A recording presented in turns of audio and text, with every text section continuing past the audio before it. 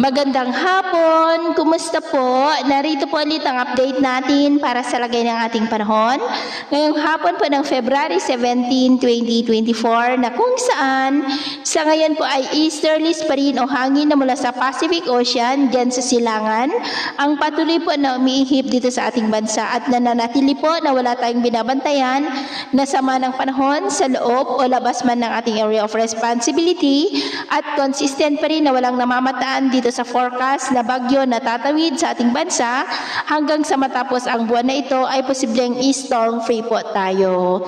At sa lagay ng ating panahon, ngayong hapon ay maayos pa rin ang panahon sa malaking bahagi ng ating bansa pero may tsansa pa rin ng maulap na kalangitan with isolated rain sa ilang bahagi ng Quezon, Batangas at Surigao del Norte.